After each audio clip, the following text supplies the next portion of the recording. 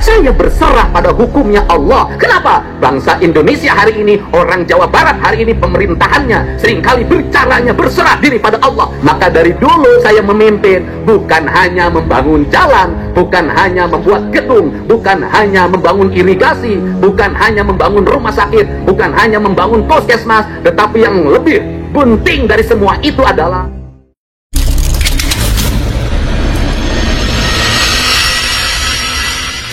viral sejumlah seruan kegiatan Kang Deddy Mulyadi yang terus diangkat berbagai media usai maraknya sederet aksi lapangan KDM yang mengejutkan publik hingga menambah sederet kabar panas yang menghiasi panggung sosial politik Jawa Barat saat ini.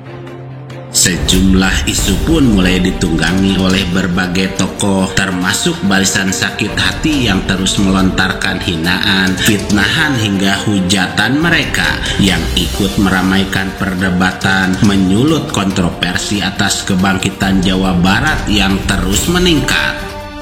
Namun di balik itu, mayoritas warga Jawa Barat justru mendukung berbagai gerakan nyata yang diserukan KDM seperti penataan ulang lahan, pembongkaran bangunan tak berizin, pemberantasan ketidakadilan, pertolongan terhadap rakyat kecil hingga program-program penyehatan sosial lainnya yang semua itu dilakukan secara langsung, konsisten dan terbuka.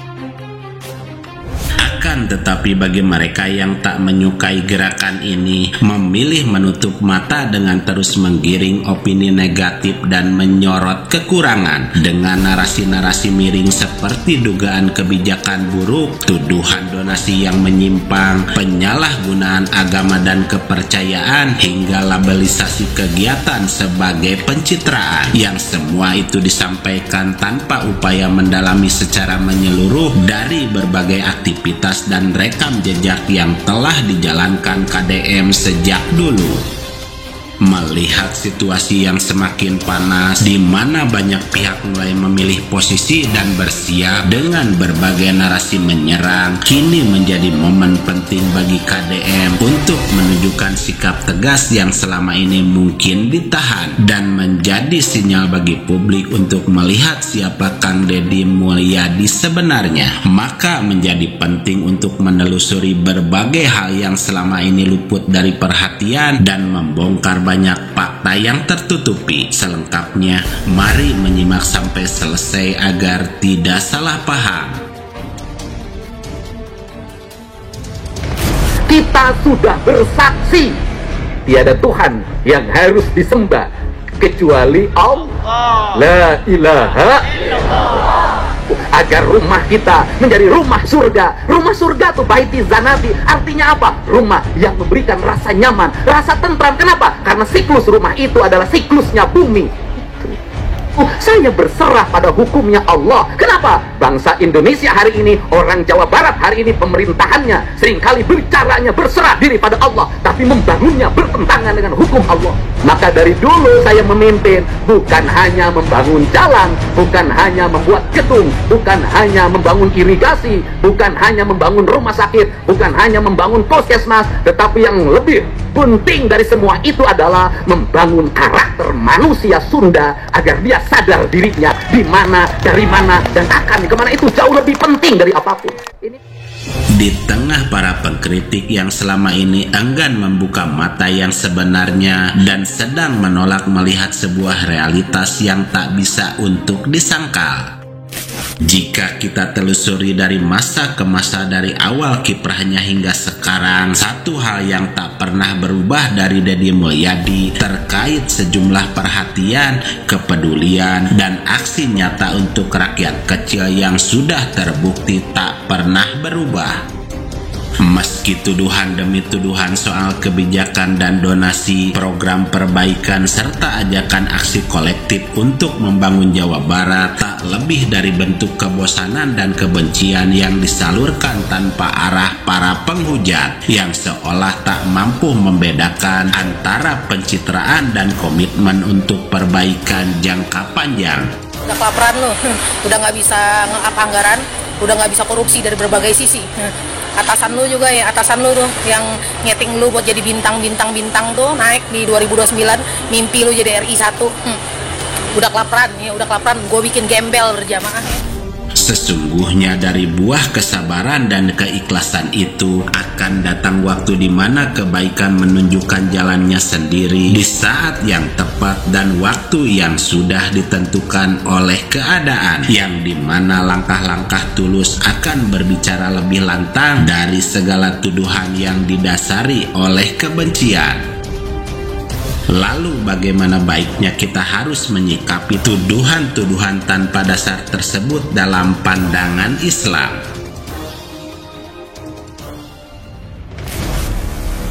Kalau kita mencoba memahami dengan akal, yang tidak beriman tidak urusan dengan keimanan, tapi ada hubungannya dengan keyakinan. Dipasrai uang, tolong simpen, ada auditnya, ada ada kontrolnya, segala macam. Dan kontrolnya ketat banget. Wah, ini kalau menggunakannya nggak bisa macam-macam ini. Kalau nyeleweng sedikit ketahuan, nanti penggal leher sama raja. Kalau dia yakin rajanya serem, rajanya pasti dengan kekuatannya, kemudian kontrol keuangan juga pasti rapat dan sebagainya. Kira-kira ini tanpa urusan keimanan, dia melaksanakan amanat dengan benar atau tidak? Pasti dia akan melaksanakan dengan benar. Karena ngerti apa? Dipantau ini. Semua yang disuruh membagi-bagi, dia ngerti setiap yang dibagi nanti akan ditanya, kau dikasih berapa, kasih berapa, kasih berapa. Kalau sampai ketahuan berbohong, nggak benar, wah saya akan dihukum. Tidak ada urusan dengan keimanan, tapi dengan keyakinan bahwa akan dikontrol. Kemudian setelah itu ada hukumannya jika salah. Dia menjalankan amanat dengan benar kok. Jadi urusannya adalah dengan keimanan. Makanya ini surat Al-Mu'minun, orang-orang beriman. Kalau imannya benar ya ini akan mudah menjalankan amanat. Kalau orang jujur, biarpun dikasih dibebani seberapapun, minta manhu bikin toren ibaratnya kau. Diberi amanat biarpun dengan harta yang sangat luas, maka dia akan menjalankan amanat. Tapi kalau sudah pengkhianat, biarpun sekecil apapun dia tidak dilaksanakan, nggak mampu dia. Ini kalau sudah bicara amanat, ini kan urusan dengan Allah, dengan dengan manusia. Kalau sudah sifat amanat tidak ada dalam diri seseorang, orangnya namanya amin. Jadi orang amin, orang yang amanat ini adalah nyaman. Dia sendiri yang nyaman, bagi orang lain juga nyaman. Anda pun senang dengan orang yang amanat. Sehingga yang tidak amanat paling membahayakannya orang. Nah, kita perlu cerdas betul hari ini. Wah, hebat cerdas menjalankan amanah. Semoga Allah memberikan kepada kita kekuatan untuk menjalankan amanah. Segala sesuatu yang Allah berikan kepada kita adalah amanat untuk kita jaga, kita kembalikan kepada Allah.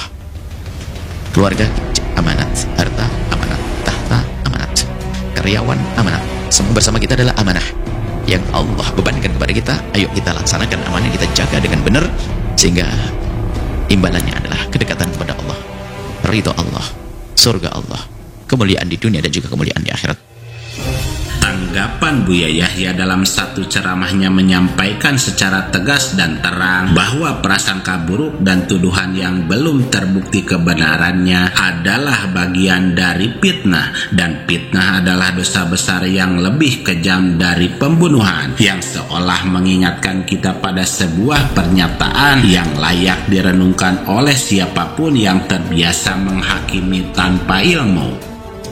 Inilah sebuah bukti bahwa seruan dan gerakan Kang Deddy untuk membangun dan memperbaiki Jawa Barat perlahan mulai dirasakan banyak kalangan, dan atas semua itu mungkin tak ada ungkapan yang cukup kuat untuk menggambarkan rasa terima kasih dari rakyatnya, karena kekhawatiran, prasangka, bahkan kebencian tak akan pernah bisa dijawab dengan banyak kata-kata, namun semua hanya bisa dijawab dengan tindakan nyata yang bisa membungkam semua keraguan, sehingga pesan yang bisa kita ambil bahwa pemimpin sejati tidak diukur dari seberapa banyak dan sedikitnya kritik yang ia terima, tapi dari seberapa besar dan kuat ia mampu berdiri tegak di tengah badai hujatan dengan hati yang lapang dan pikiran yang jernih, karena ia adalah nahkoda yang tak gentar menghadapi ombak, sebab ia tahu bahwa kapal yang dikemudikannya membawa banyak harapan dan impian seluruh penumpangnya.